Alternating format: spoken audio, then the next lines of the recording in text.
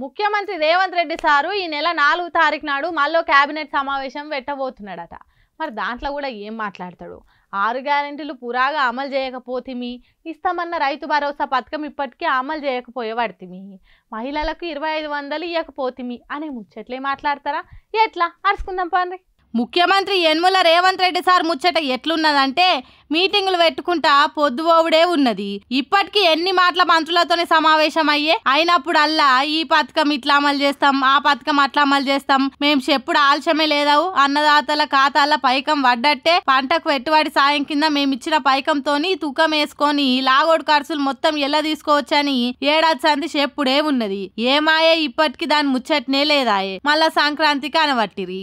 మహిళలకు 2500 ముచ్చట్లు మాట్లాడతారా? కొత్త కూపన్ కారట్లు ఎప్పుడు ఇస్తారో చెప్పరా? నిరుద్యోగులకు ఉద్యోగాలు ఎప్పటి వరకు పురాగా భర్తీ చేస్తారో చర్చిస్తారా? బడికోయే ఆడపిల్లలకు స్కూటీలు ఎప్పటి సంధిస్తారో అనుకుంటారా? మూసీ నదిలో మురికి సాపు ముచ్చట మళ్ళా ముంగటేసుకుంటారా? ఫ్యూచర్ సిటీ స్మార్ట్ సిటీ సంగతి ఎంత వరకు వచ్చిందో సావధానంగా చర్చిస్తారా? ఇట్లా చెప్పుకుంటా పోతే 6 గ్యారెంటీల నుంచి మొదలు పెడితే 66 అబద్ధాల దాకా పెద్ద లిస్టే ఉంటది. అన్ని చర్చకు వస్తాయా అంటే ఎన్ని మాటల మీటింగులు కాలేదు, ఎన్ని మాటల మంత్రులు ముఖ్యమంత్రులు దాటగొట్టలేదు. మళ్ళీ ఈ సంక్రాంతి వరకన్నా అన్ని అమలైతాయా అంటే కేబినెట్ మీటింగ్ అయినాకనే తెలిసేటట్టున్నదని అంటున్నారు. కప్పదాట్ల కాంగ్రెస్ ప్రభుత్వం పనితనం కళ్ళారా చూస్తున్నోళ్ళు. ఓ దిక్కు హైడ్రా పేరుతోని పేదల ఇండ్లు కూలగొట్టుకుంటా కాంగ్రెస్ సర్కార్ కడు పేదలకు నీడ లేకుండా చేస్తుంటే, ఇంకో దిక్కు ఊర్ల పొంటి కొందరు లీడర్లకు ఎకరాలు సర్కార్ భూమిని కబ్జా పెడుతుండ్రట. ఇదెక్కడి గోసా అని ఓ కాంగ్రెస్ లీడరే కలెక్టర్కు ఫిర్యాదు చేస్తే పట్టించుకోకుంటే ఆయన ఏం చేసిండో చూడురి. ఇగో అంగిప్పేసి అర్ధనగ్నంగా ఉన్న ఈ అన్నం చూసిండ్రు కదా, ఈయనే ప్రభుత్వ భూమి కోసం పోరాటం చేస్తుండట. చెప్పన్నా. నా పేరు గోష్క రాజేశం. నేను పెద్దపల్లి జిల్లా కాంగ్రెస్ పార్టీ అధికార ప్రతినిధి.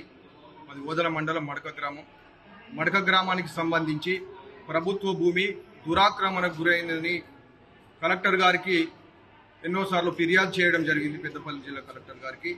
కానీ వారు పట్టించుకోలేదు. ఆ క్రమంలో మేము రెవెన్యూ మినిస్టర్ గారికి ఫిర్యాదు చేయడం జరిగింది.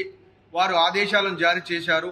వారి ఆదేశాల అనుసారం జిల్లా కలెక్టర్ గారు ఓదల మండల రెవెన్యూ సిబ్బంది సర్వేయర్ ద్వారా పోలీసు వ్యవస్థ ద్వారా అక్కడ నిర్ధారించారు. 10 ఎకరాలు, సుమారు 10 ఎకరాల భూమి అక్కడ దురాక్రమణకు గురైంది అనేటువంటి నిర్ధారించారు.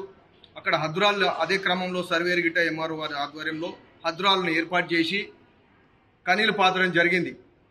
కానీ మళ్ళీ దురాక్రమణదారులు యథావిధిగా కనీలను పీకి పారేసి మళ్ళీ భూమి సాగు చేసుకుంటున్నారు. ఈ క్రమంలో మళ్ళీ మేము జిల్లా కలెక్టర్ గారికి ఫిర్యాదు చేయడం జరిగింది.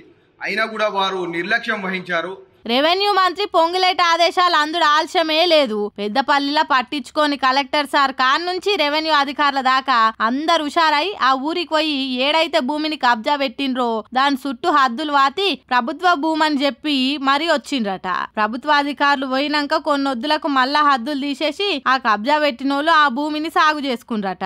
కాంగ్రెస్ సర్కార్ వచ్చుడేమో గాని కబ్జా రాయిళ్లకు బుగులు భయం అన్నది లేకుండా ప్రభుత్వ భూములని కబ్జా పెట్టి కాంగ్రెస్ లీడర్లే కలెక్టర్లకు కంప్లైంట్ ఇచ్చే కాడికి పోతుంది. ఇదేనా ప్రజాపాలన అంటే? ఏమో రేవంత్ రెడ్డికే తెలవాలిగా అనుకుంటా మాట్లాడుకుంటుర్రట.